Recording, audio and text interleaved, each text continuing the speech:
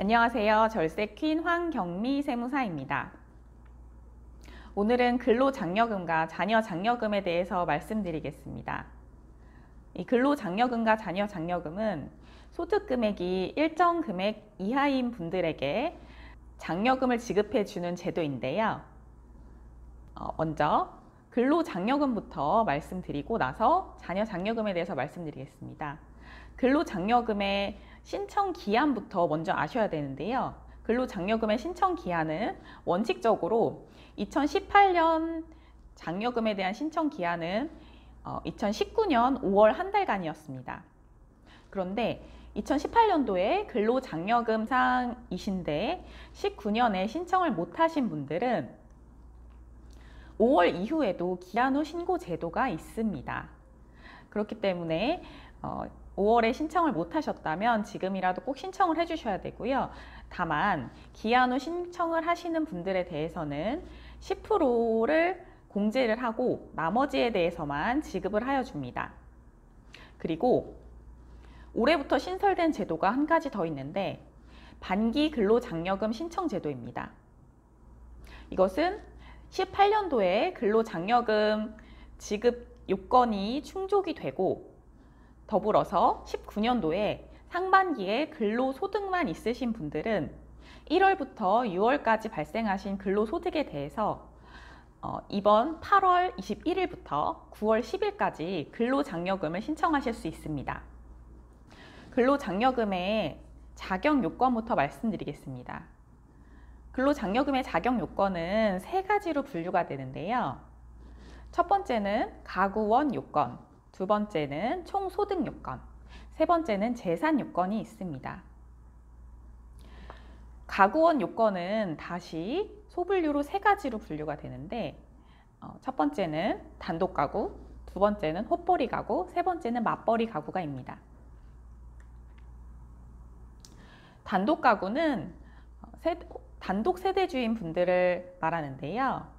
즉 주민등록 등본에 단독으로 표시가 되어 있으신 분들을 의미합니다.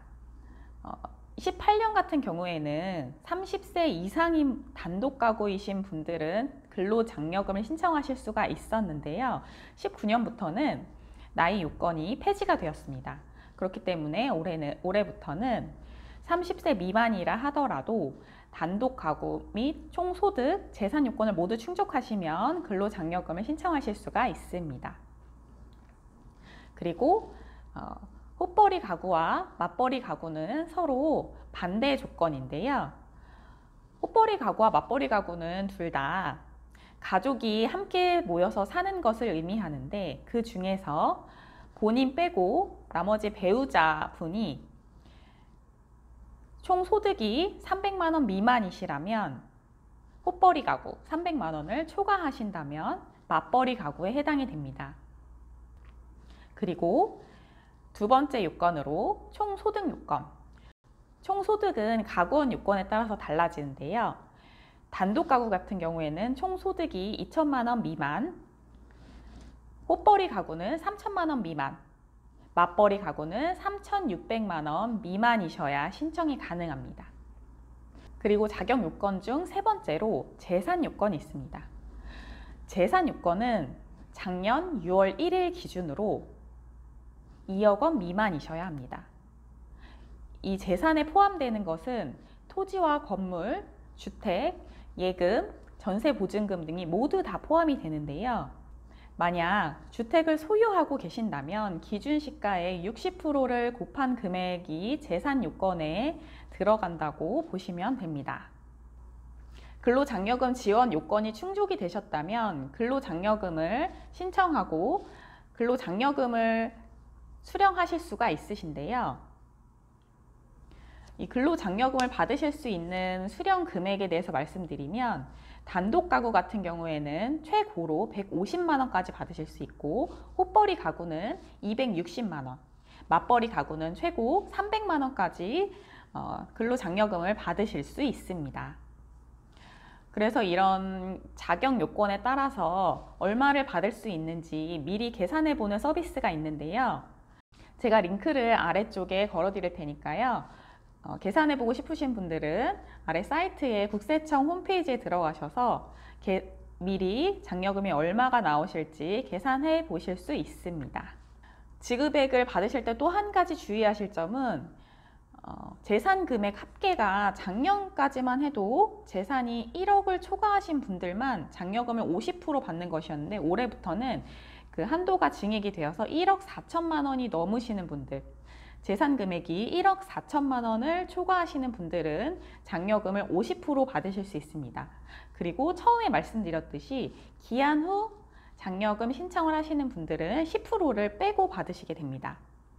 그리고 만약 국세 체납금이 있으시다면 또 그것도 공제가 되니까요. 주의하셨으면 좋겠습니다. 다음으로 자녀 장려금에 대해서 말씀드리겠습니다. 자녀 장려금은 총 소득 금액이 4천만 원 미만이신 가구면 모두 다 신청하실 수가 있고요. 자녀의 나이는 18세 미만, 만으로 18세 미만이시라면 자녀 한 명당 최고 70만 원까지 장려금을 받으실 수 있습니다. 이 총 소득 요건만 빼고 나머지 요건은 모두 근로장려금과 동일한데요. 재산 요건 2억 원 미만, 이것들은 모두 충족되어야 하고, 다만 소득 요건만 부부 합산으로 4천만 원 미만이 되시면 됩니다. 그리고 신청일도 근로장려금과 동일한데, 신청일은